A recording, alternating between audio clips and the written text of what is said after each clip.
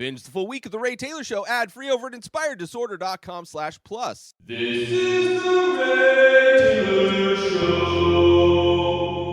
Welcome to The Ray Taylor Show, where I bring you reviews on the latest movies and TV shows, as well as classic and foreign films. I'm your host, Ray Taylor, and on this podcast, I'll be talking about all things film and television. Whether you're looking for a new show to binge or want to know if that blockbuster is worth the trip to the theater, or just want to hear my thoughts on a classic or foreign film, I've got you covered. So join me every Monday, Wednesday, and Friday for new episodes, and let's dive into the world of film and TV together. On today's episode, it is TV that we are diving into, specifically the Apple TV Plus original, The Afterparty Season 2. Just released its final episode. This is a show created by Christopher Miller, starring Tiffany Haddish, Sam Richardson, Zoe Chow, John Cho, Paul Walter Hauser, Ken Jeong, Anna Conkle, Poppy Liu, Elizabeth Perkins, Jack Whitehall, Zach Woods, and Vivian Wu. Only a few of the characters from the first season obviously are in this one. The fact that they were able to do a second season, very interesting. But this show, for those that aren't aware, the second season, when Zoe's sister's wedding's weekend is destroyed by a murder, Anik calls his old friend Danner to investigate the crime. I loved the first season. Reviewed it. If you want to hear my in-depth thoughts on Season 1 of The Afterparty, I did do a review of that. It's a fun whodunit. You know, Rian Johnson and Knives Out really introduced whodunits back to popular culture. There are so many whodunit movies, whether it's the Knives Out series that's continuing, whether there's the Poirot series of movies that I'm not a big fan of that are continuing. The Murder Mystery with Adam Sandler. Love that franchise, surprisingly. But also TV shows. You have this one. You have Only Murders in the Building. There's some other one that I saw recently is out there. It is trendy to do a whodunit. And this one I think I enjoyed the most because it's doing something different than all of the other ones. Right, it has every episode is done in a different style. It's told from a different perspective of one of the characters that's involved in this murder mystery, and the genre of the episode is specific to their story. So in the first season, we got stuff like animation. One was like a cartoon style, and there were other styles. I can't remember all the different genres that were covered. This season, no different. They definitely tackled some interesting or used some interesting styles / genres, which is, it's a gimmick of the show, but it's a gimmick that I really like about this show. So I like the different perspectives. I like the different styles that each story is illustrated in.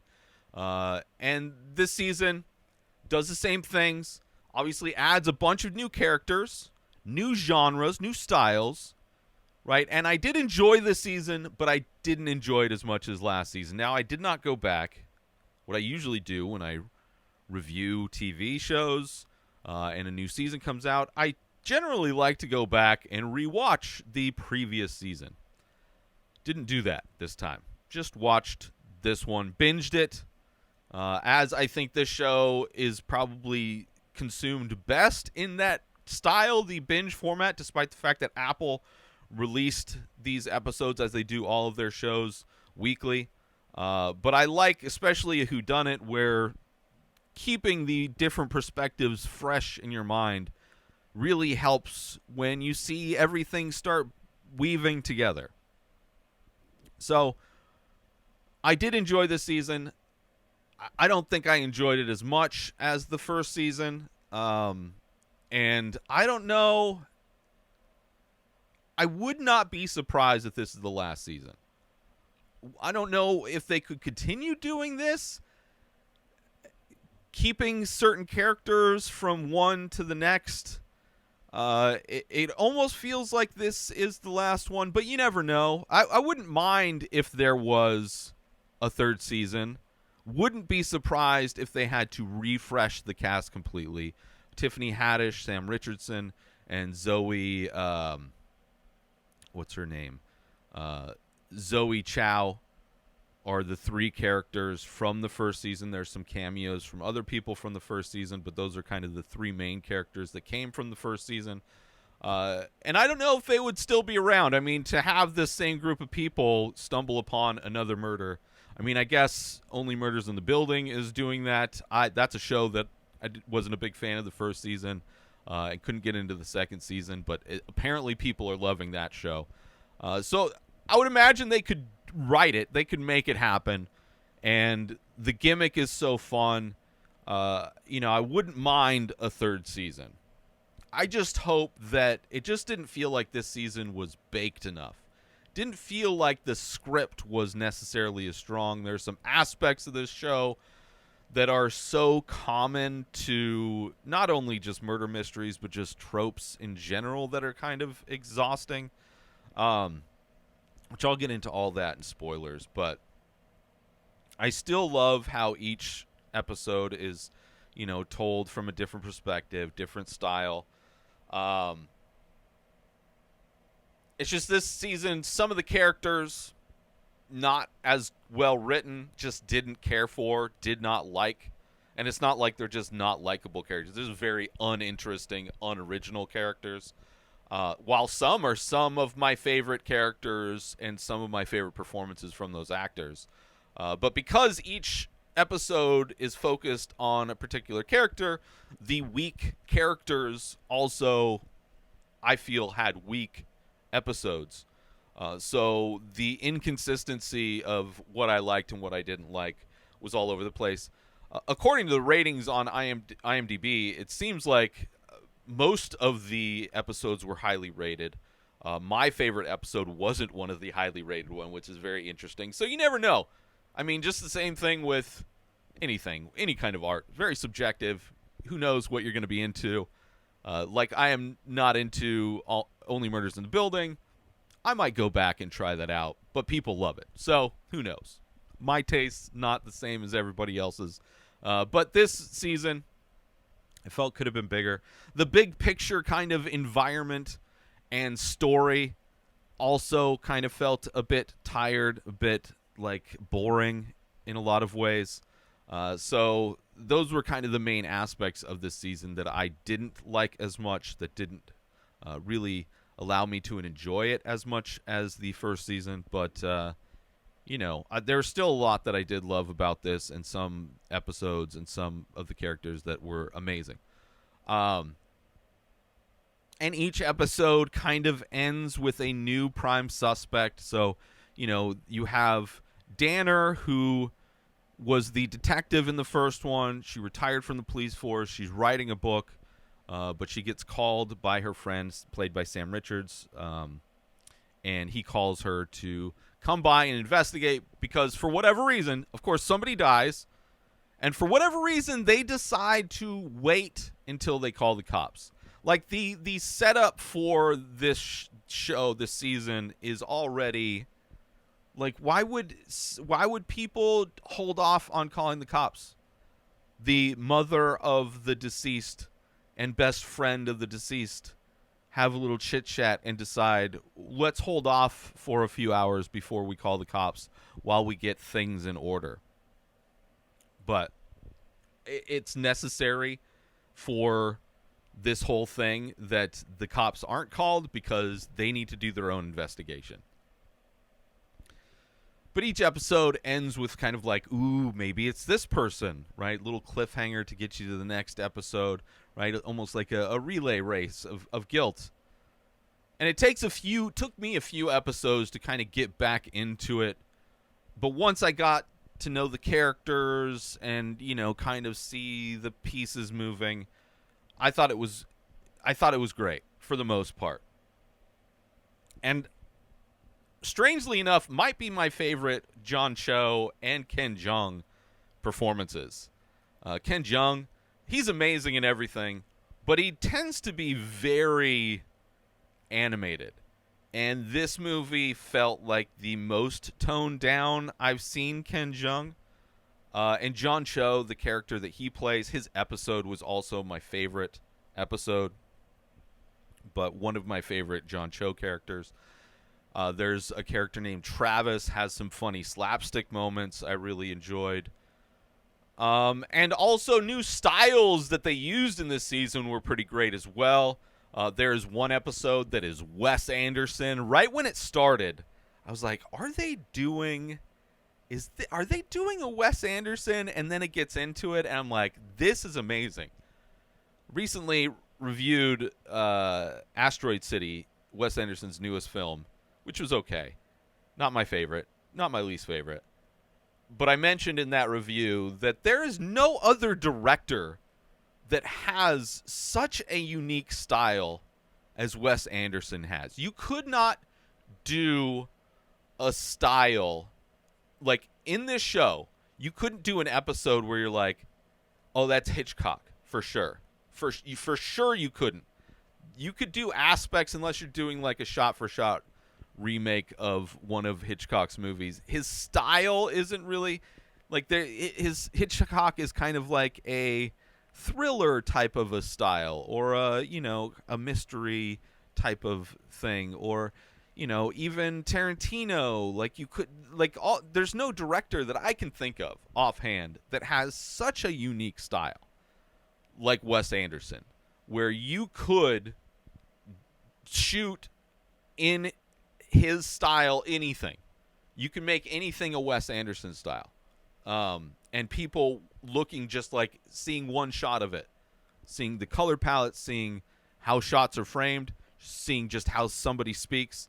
Like every element of a Wes Anderson film is so specifically Wes Anderson. So it was hilarious when I saw and fits the character perfectly for the character that plays it, the Wes Anderson style. Love that. There's one John Cho's episode, which I think technically was a epic romance style, but has a lot of references to dance movies like Footloose or Dirty Dancing that are used in the funniest way. Like, I was cracking up. His performance in that, especially with the other characters that are part of his story, amazing. By far my favorite episode is Ulysses is the name of his character. So those are kind of two of my favorite styles that were utilized in this season. Definitely some funny moments that get funnier as you see them from different perspectives. There's a bit where somebody's running through an area naked that you see. I mean, just initially it's funny, but then once you see it from different perspectives and understand why and understand what other people that were in that scene are doing at the time, it's hilarious. It's hilarious every time. And once all the strands of the different storylines are kind of woven together, you do find yourself, I found myself stuck in this spider web of a show where you have to see how it plays out. You have to see who's responsible, right? For the big thing about the whodunits is how it all comes together, that aha moment at the end where it's like, oh, that's why, because you're watching these shows, you're watching these movies. Part of you is trying to figure out the mystery, trying to figure out who it is. I don't know how satisfying the end of this season was also. But it was still good enough, and I did enjoy seeing how everything was woven together. There are definitely aspects of the writing of this season that I did enjoy. And when I was binging this season, I forgot that there was still one episode left. So despite binging all, how many episodes are there? 10 I got through 9 episodes. Yeah, so I got through 9 episodes and then realized the final episode, the finale of the season, I had to wait a few days, which was a bummer because, like I said, I love binging this. I think it plays the best when you binge it because all the different stories stay fresh. Let's take a quick break from this episode to talk about Attention all Ray Taylor Show fans! We're excited to announce we've just released a line of exclusive merchandise featuring original artwork inspired by the show. Our high-quality shirts and biodegradable phone cases are a perfect way to show your support for the show and make a great gift for any fan. Plus, with each purchase, you'll be helping us continue to bring you great content. So don't wait. Head on over to inspireddisorder.com now and check out the full collection. Thanks for listening, and we hope you'll show your support by grabbing some Ray Taylor Show merchandise today. And now, let's get back to the show.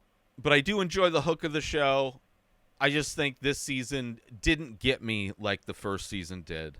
Right. And after Knives Out, you know, it's in so many other movies, to have a character that is a rich white family is kind of boring. Like, I understand it's a common murder mystery trope or whatever, but it's just kind of boring. The matriarch of the family being an alcoholic.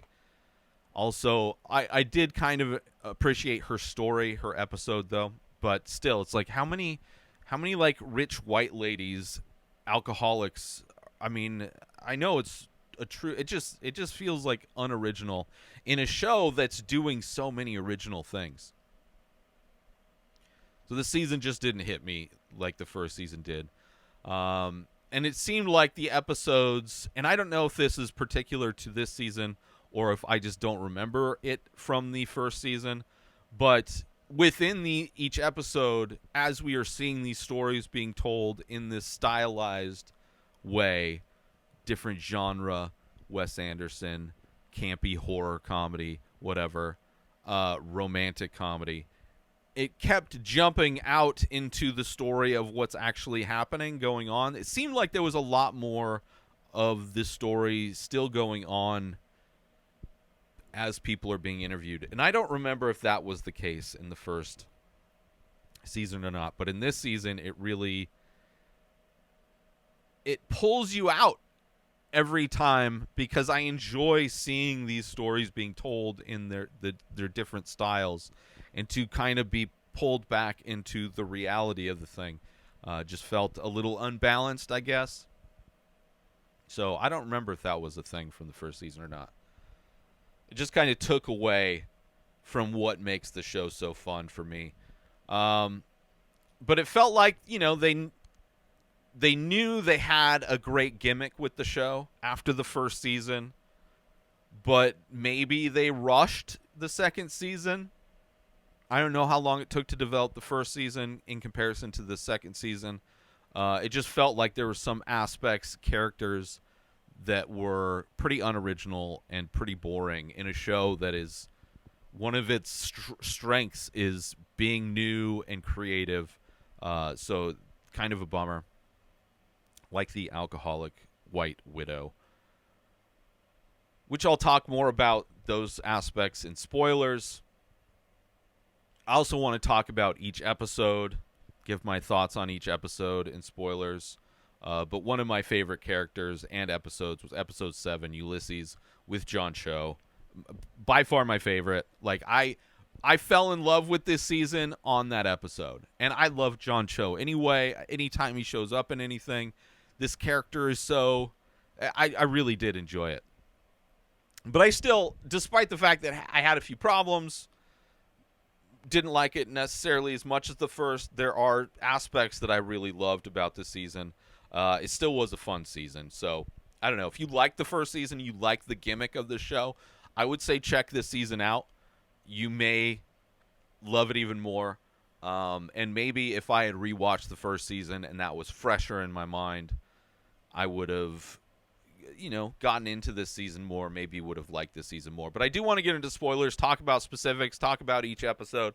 So if you have not seen season 2 of the Afterparty, this is your warning for spoilers coming up as my mustache and nose hairs are shaking hands and causing frustration to my face. So spoilers from here on out. Tiffany Haddish. I love Tiffany Haddish, comedian. I first saw Tiffany Haddish on a podcast that I used to watch a decade ago when she was just a stand-up comedian. Nobody knew who she was. She hadn't been in anything yet. She wasn't even a headliner. She was just like a feature act. She was an opener. She wasn't doing a whole lot. A great comedian, though. And then I think it was Girls Trip. I think that was the movie that came out, and her career kind of blew up from there. And I love seeing her in stuff. I think she generally elevates movies, especially comedies. I think she elevates it. And, enjoyed seeing her come back as the character Danner, who quit the police force after the first one. She's an author, at least trying to be an author in this one, turning the story from the first season into a book, or at least the plan is to do that. But she's having a bit of writer's block. She gets called by Anik because there's this situation. He got caught up in another murder. Not himself being a murderer, but being one of the suspects in a murder. And she comes over, and they team up as they were kind of working separately in the first season. And the first episode is Anik's episode. It's titled Anik 2, the sequel. It is a rom-com style because the whole scenario set up like a rom-com.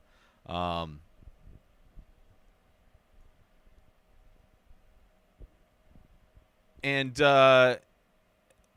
my first thoughts were it seemed like the douchebag friend with the British accent wanted the crypto cards. Like, you have, like, the setup is they're going to a wedding.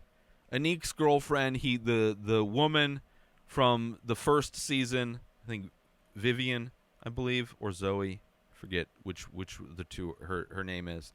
But they end up getting together at the end of the first season.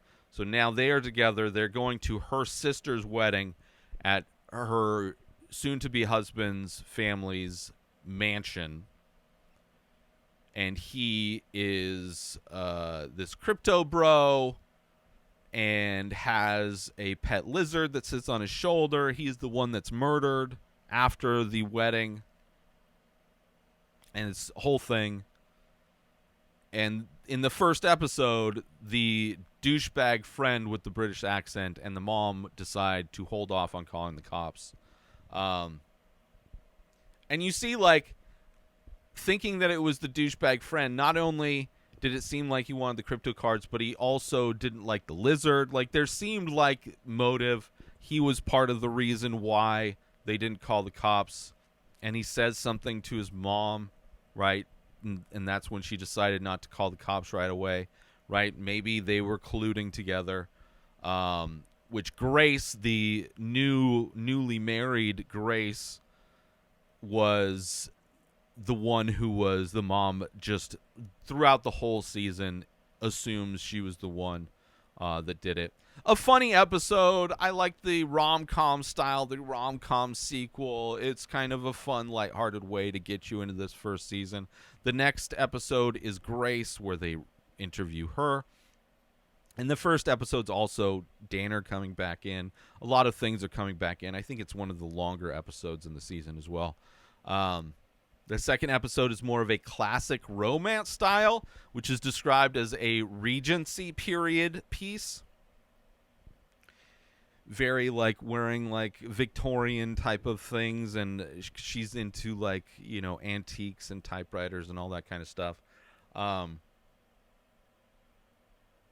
in that episode, I kind of felt like maybe her sister did do it, or she was in on it. She's concerned and kind of insists on being in the room when she's being interviewed. And we find out that the pills that she was putting into his drink that kind of led to her being interviewed in this episode were Adderall. So they weren't poisonous, but they're what she used to keep him up and awake, to have fun at parties, because he was a introvert. Third episode's Travis, which is noir style. Travis is the ex-boyfriend of Grace, who was invited to the wedding, who has a conspiracy that he killed himself, that the main character killed himself in order to, because he was, I don't know. It's a fun noir style conspiracy theory. That character ends up being pretty funny throughout the season. Episode 4 is Hannah, which is the Wes Anderson. This is the adopted daughter of the rich family, the Wes Anderson style. So great that just seeing that her story is really funny.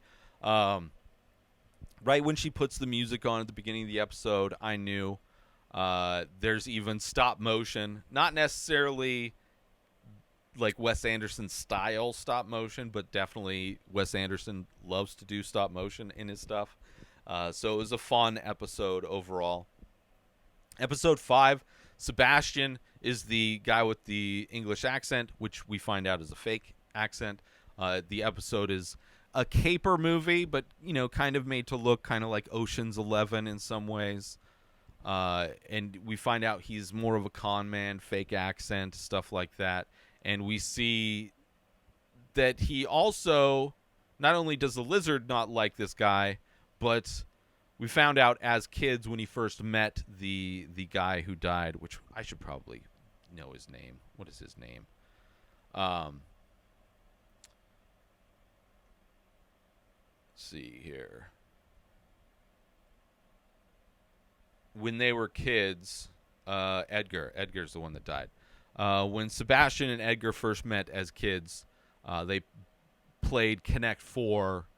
They bet a game on a game of Connect 4 for a rare misprint baseball card that Sebastian had that was like his cherished thing. So it's another thing, another reason why he was trying to break into the vault, because that's where this card was. He wasn't trying to go for the crypto things. The sixth episode is Danner's Fire. In the first season, there was an episode for Danner the cop. We kind of saw her origin story, you know, moving up in the police department. In this one, it's an erotic thriller. I thought it was pretty fun. Didn't really, like, aside from the fact that they had her story in the first season, which I think made more sense in the first season, having her story, it's all to prove a point that you never sleep with the arsonist, right? It's basically him saying that you should, you know, your girlfriend Vivian might be in on this. You know, you're too close to it to see that maybe she isn't on it. But this takes a whole episode, about this arsonist she was investigating that is very much like a Basic Instinct kind of a, you know, erotic thriller type of a style. But because it's a TV show, they do more of food sex, which kind of reminded me of, I think, Hot Shots Part 2, one of those movies, the spoof movies, has a very similar scene, which I thought was funny. So an okay episode, just didn't fit with everything because it's her story, but still, you know, everybody gets their own episode. Episode 7, my favorite, Ulysses, John Cho, which is an epic romance is what is categorized as, but it you know, I think it's more of dancing movies, which are still romance. Starts with him going to entertain the troops at war, but he gets their caravan gets bombed or whatever, and one of his dance mates loses his legs, and he screams out, "He's never gonna jitterbug again!" Like, hilarious. He has dancing PTSD where he's laying in bed crying but doing dance moves. Amazing. There is like things that kind of feel like Dirty Dancing. He ends up after this whole tragedy living with you know, his brother and sister and their family. Feng, played by Ken Jeong, and his wife. I guess his wife Vivian or not?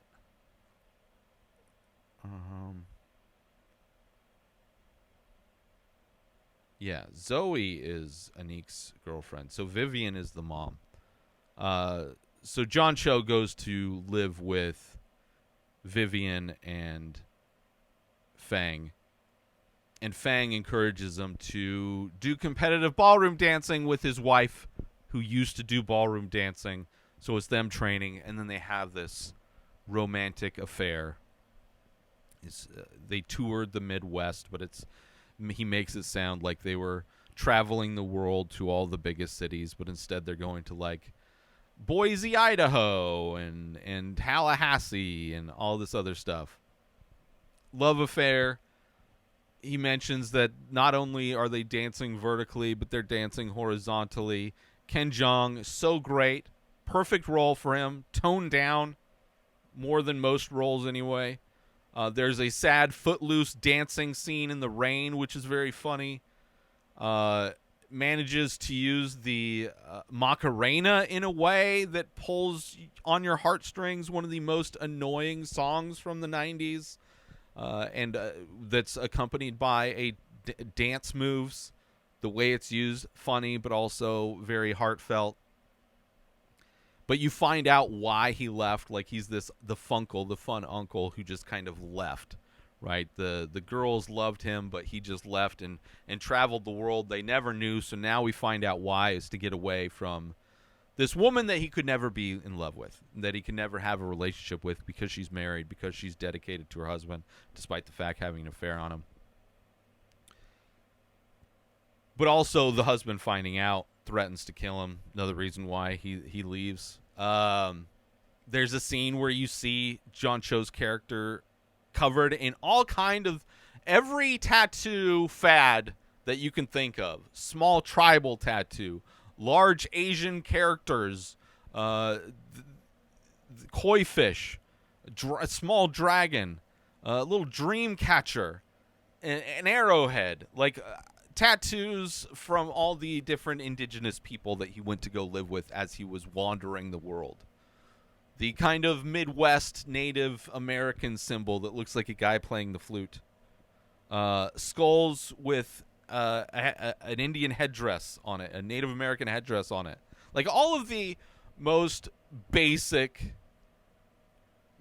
like something you would see on a basic white guy.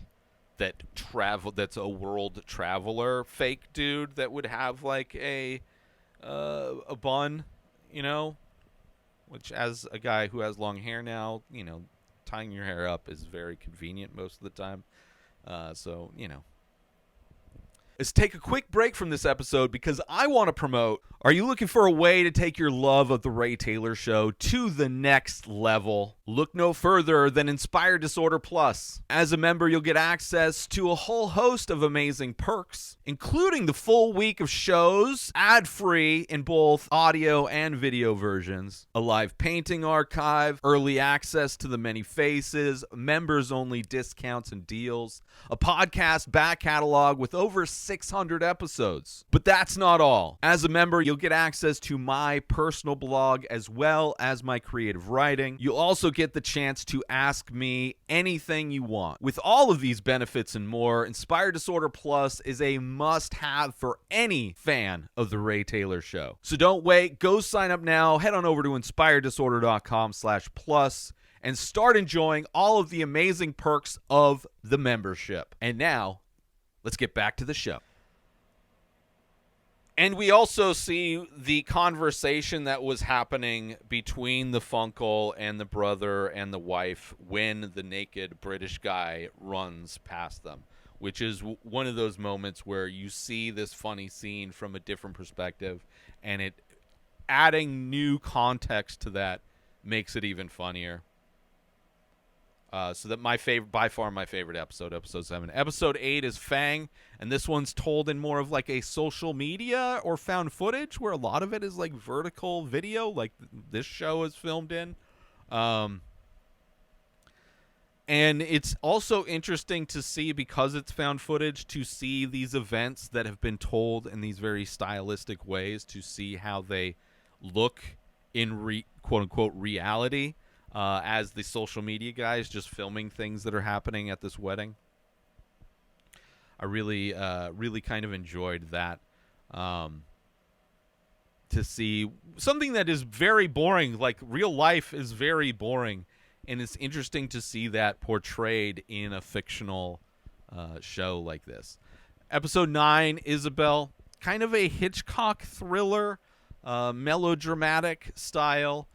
You have the Mbop song, which was also featured in the show Twisted Metal that I reviewed recently. But this version of Mbop, the Hanson song, was sung by like a choir. But it's about Isabel, the mom who is the mother of the deceased, who is an alcoholic.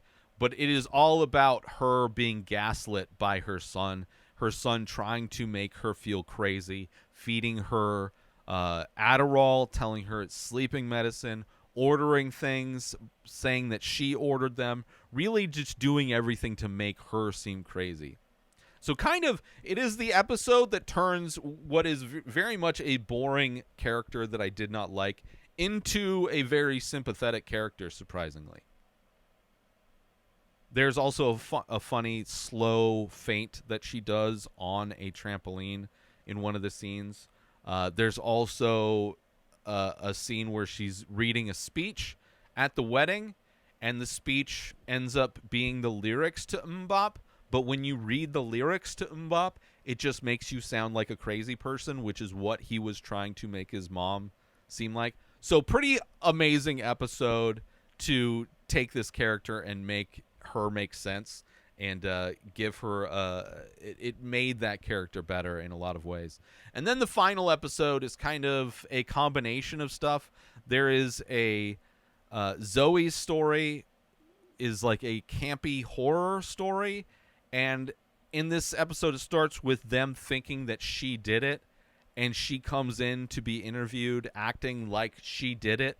But you come to find out in her campy horror story that she thinks she just killed the dog, and that's what she was being so flippant about murdering. Kind of anticlimactic, if you ask me. And also not the best campy horror. It seemed more like the scene in There's Something About Mary, where the dog goes crazy on Ben Stiller's character. And gets thrown out the window. Seemed more like that at night than it did like a campy horror film. Also, the mom gets interviewed, Vivian, and her story is more like, I believe, a Korean drama. It's described as soap opera, but it seemed very melodramatic. And I'm not familiar with K-dramas, but it seemed like a very specific type of soap opera. So a fun end to see how it all wraps up. Not as satisfying necessarily when we do see where it was like a mistake, that like it was, the poison was intended for somebody else and this guy ended up taking it instead. Which isn't horrible, but I wasn't expecting. I guess I was expecting it, but not in the way it happened, I guess you could say. So some characters were more entertaining than others, making the show kind of feel unbalanced. Also, episodes better than others. But binging definitely helps. Because I would imagine watching this week by week, if you hit an episode that's kind of like not great, I could see easily just falling off of the show. But binging it allows you to kind of keep that momentum. I do like how it ends with multiple love stories. Obviously, you have Anik and Zoe, him proposing to her, which that love story's been concurrent, but also her sister Grace having a love story with the adopted sister. I loved that aspect of it. Just a lot of different love stories. Of course, you have Fang and his wife and Vivian kind of, being brought closer together through these events. So I loved all the kind of multiple love stories that came out in the conclusion of this season. It also ends with Danner making her quote-unquote mind movies into actual movies instead of trying to write books, with her on set, which is funny to see. She'd been referring to Anik as Urkel the entire time, and come to find out that she is now dating the actor that played Urkel and is starring as Anik in the remake of the first season. And I don't know if I want to see a third season. If they do, I would hope that they change a lot of things up. I don't know if I want, despite the fact that I love Tiffany Haddish, I love Anik and Zoe. I don't know.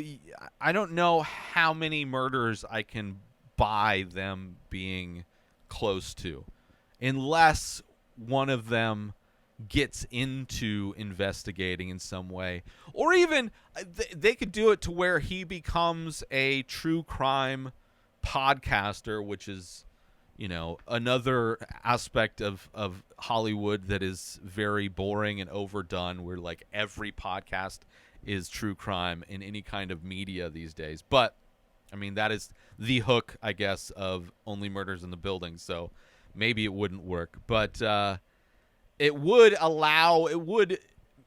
explain why he would be around more murders in future seasons. But I don't know. I don't know how excited I would be for a third season. I would definitely watch it if they came out with another one, but I hope that they would take more time maybe writing to make the characters more interesting, bring that creativity that they use to do the different styles each episode is told in to characters in a way where we're not just seeing the same boring characters that are in so many other things. But yeah, I still liked it for the most part. I'm more positive on this season than I am not. But it is what it is. Thank you for tuning into this episode of The Ray Taylor Show. I do hope you enjoyed my thoughts on Season 2 of The Afterparty. Don't forget to tune in every Monday, Wednesday, and Friday for more movie and TV show reviews. And join the conversation by leaving a comment or rating, on your favorite podcast platform, or over on youtube.com/SpiderDisorder, where all of these episodes are available in video forms. Until next time, enjoy the show. And just don't drink tea that comes from somebody's garden that might be made out of poison. Subscribe to The Ray Taylor Show on YouTube and everywhere podcasts are found. Binge the full week ad-free over at inspireddisorder.com/plus. Purchase Ray Taylor Show merch over at inspireddisorder.com. Have a wonderful day, everybody. Peace out! Today is the day where you wake up and you realize that everything that you've been dreaming about, everything that you've been wanting, every goal and wish and hope that you've ever had can become real. Dreams can come true. What you manifest in your mind, you can bring to reality.